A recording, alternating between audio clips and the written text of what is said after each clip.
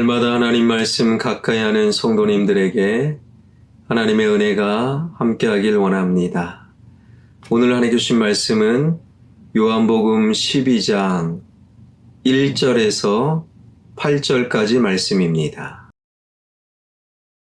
6월절 엿새 전에 예수께서 베다니에 이르시니 이곳은 예수께서 죽은 자 가운데서 살리신 나사로가 있는 곳이라.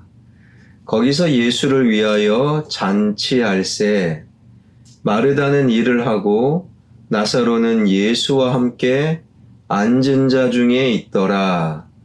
마리아는 지극히 비싼 향유 곧 순전한 나드 한 근을 가져다가 예수의 발에 붓고 자기 머리털로 그의 발을 닦으니 향유 냄새가 집에 가득하더라.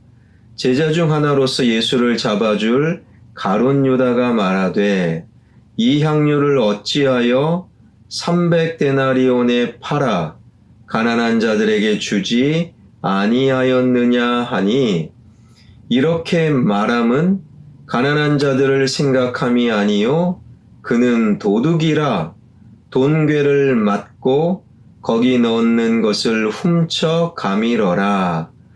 예수께서 이르시되 그를 가만 두어 나의 장례할 날을 위하여 그것을 간직하게 하라.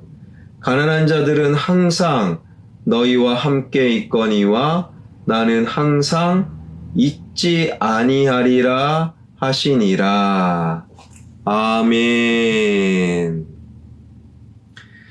6월절 성결 의식을 지키기 위하여 수많은 사람들이 예루살렘에 모인 가운데 그들이 수군거리는 말, 이번만큼은 예수님께서 예루살렘에 오시지 않을 거야, 오실 수 없어.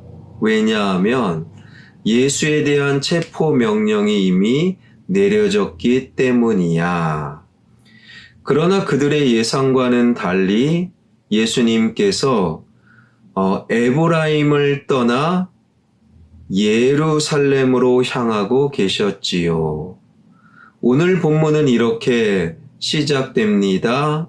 1절 6월절 엿새 전에 예수께서 베다니에 이르시니 이곳은 예수께서 죽은 자 가운데서 살리신 나사로가 있는 곳이라.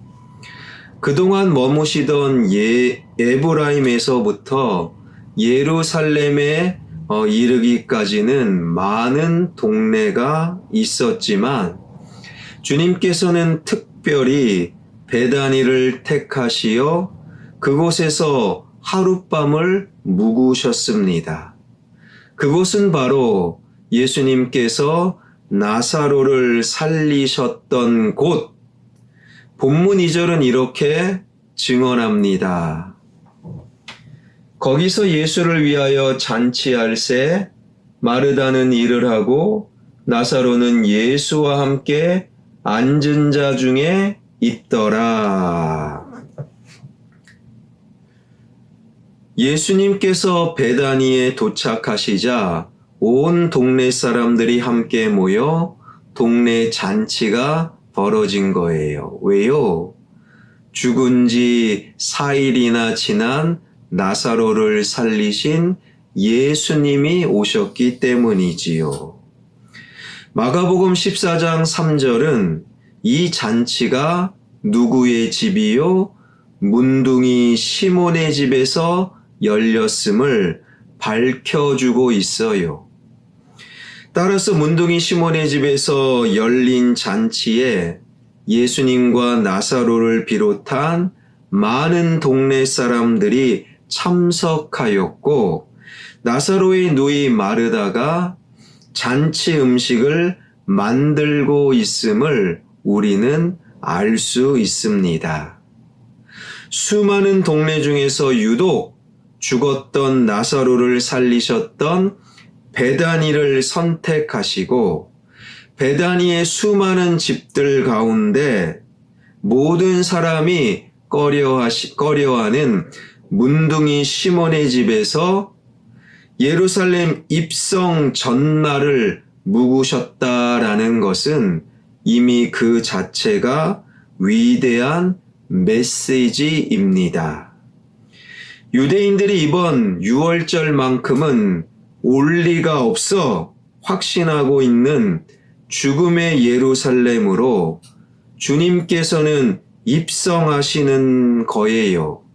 이것은 죽은 나사로를 살리시듯 이 땅의 모든 죽어가는 영혼을 살리신다.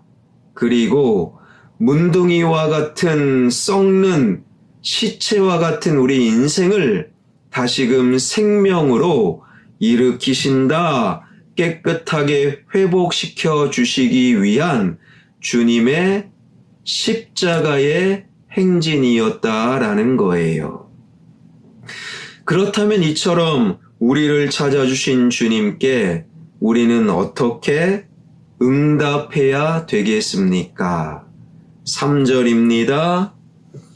마리아는 지극히 비싼 향유 곧 순전한 나드 한 근을 가져다가 예수의 발에 붓고 자기 머리털로 그의 발을 닦으니 향유 냄새가 집에 가득하더라. 주님을 사랑한 마리아는 향유 한 근을 주님의 발 앞에 다 부어버립니다. 그 향유는 성경이 증언하는 바 비싼 향유 곧 순전한 나드. 이 향유는요, 나르도 스타키스 자타만시라고 불리우는 향나무의 뿌리에서 추출한 향유입니다. 그런데 이 향나무는요, 이스라엘에서 아주 먼 히말라야 산맥, 그리고 인도 일부분에서 서식하는 나무. 그래서 이 향유가 이스라엘에서 유통되는 모든 향유 중에 가장 비싼 향유였다라는 거예요. 그것을 돈으로 환산하면 약 300데나리온. 그러니까 1데나리온은 근로자 하루의 임금. 따라서 300데나리온은요, 안식일을 제외한 근로자 한 사람의 1년분 연봉이었다라는 거예요. 하루 임금이 10만 원이다. 그러면요, 300데나리온은 3천만 원이 되는 거예요. 엄청 비싼 겁니다.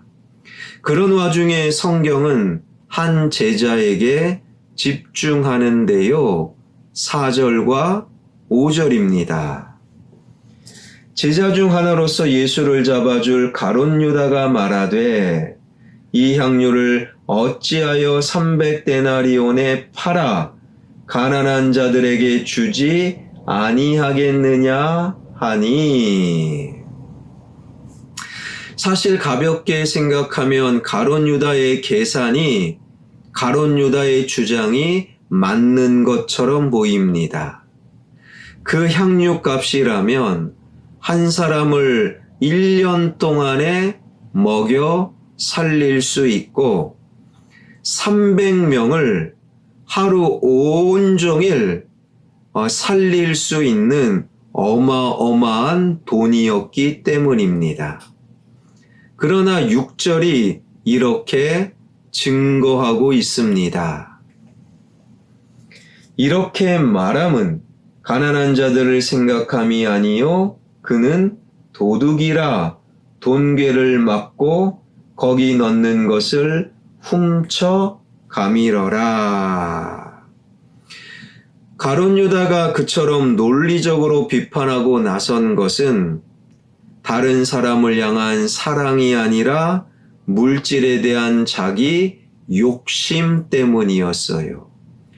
자기 욕심을 채우려는 자, 사랑을 할 수 없고 자기만 위해서 살아가는 자, 사랑은요, 낭비라는 사실을 받아들일 수가 없어요. 사람을 사랑하지 못하는 자, 사람을 정말 사랑해 본 적이 없는 사람이란 사람은요, 사랑은 곧 낭비임을 받아들일 수가 없는 거예요. 여러분 가만히 생각해 보세요. 객관적으로 보면 낭비 없이는 자기 자식도 제대로 사랑할 수 없습니다. 가룟 유다의 말을 들으신 주님께서 이렇게 말씀하시는데요.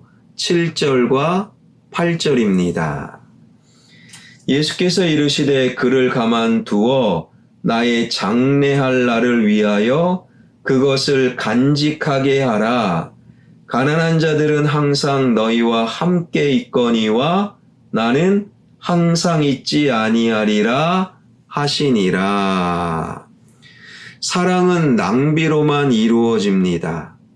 그러나 낭비로 이루어지는 사랑은 언제나 인간의 계산과 예상을 초월하는 결과를 가져다 줍니다. 마리아가 예수님의 발에 부어드린 300데나리온의 향유는 낭비처럼 보였지만 사실은 주님에 대한 사랑이었지요. 그러나 주님께서는 그것으로 끝나게 하시지 않으셨습니다. 마리아는 그 같은 행동을 통해 자신도 알지 못하는 가운데 이제 곧 십자가에서 돌아가실 주님의 장례를 최초로 예비하는 자가 되었습니다. 그래서 주님께서는 같은 사건을 기록한 마가복음 14장 8절과 9절을 통해 마리아를 향해 이렇게 말씀하십니다. 그는 힘을 다하여 내 몸에 향유를 부어 내 장례를 미리 준비하였느니라. 내가 진실로 너희에게 이르노니 온 천하에 어디서든지 복음이 전파되는 곳에는 이 여자가 행한 일도 말하여 마리아 그를 기억하리라 하시니라. 사랑이 낭비로 시작되지만 결코 낭비로 끝나지 아니하는 것은 낭비로 이루어지는 사랑은 이처럼 주님께서 상상할 수 없는 모양으로 그 결과를 친히 가꾸어 주시기 때문입니다. 기독교의 핵심은 사랑입니다. 그 사랑은 하나님의 사랑, 하나님의 사랑을 가만히 보십시오. 우리를 위해 하나님을 배신한 세상을 위해 독생자를 내어주시는 사랑. 그 사랑은 다분히 낭비로 보여집니다. 그러나 주님의 사랑, 그 낭비로 인하여 온 세상을 구원하는 생명의 역사로 끝나게 되었던 거예요. 기독교의 사랑은 낭비입니다. 그러나 그 사랑으로 주변을, 나의 이웃을 사랑할 때 하나님은 그 사랑 가운데 낭비가 아니라 생명과 기적과 능력으로 그 사랑을 이어가고 계신다라는 거예요. 사랑하는 여러분, 다음 주가 되면 이제 명절이 시작됩니다. 명절, 하나님의 사랑으로 이웃을, 가족을 뜨겁게 사랑할 수 있는, 그것이 혹 손해요, 낭비처럼 다가올지라도 그 사랑 기꺼이 감당할 수 있는 저와 여러분, 우리 모두가 되길 주님의 이름으로 축원합니다. 기도하겠습니다.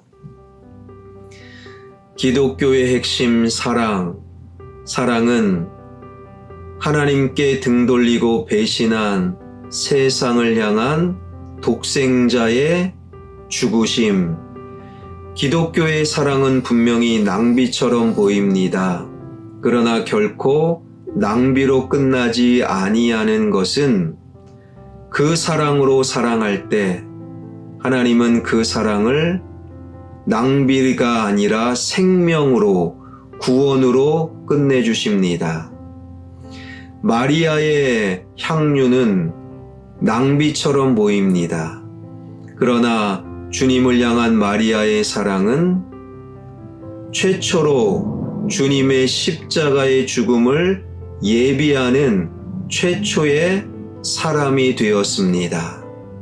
그 사랑으로 나의 배우자를, 그 사랑으로 나의 부모와 자녀를, 그 사랑으로 나의 이웃을, 그 사랑으로 다가오는 명절을 오히려 따뜻하게 가꾸어가는 우리 모두가 되게 하여 주옵소서. 이 나라와 이 민족 혼란과 무질서 가운데 하나님의 질서가 회복되길 원합니다. 선교사님들 사역 위에 기름 부어 주시옵소서. 예수 그리스도의 이름으로 기도하옵나이다. 아멘.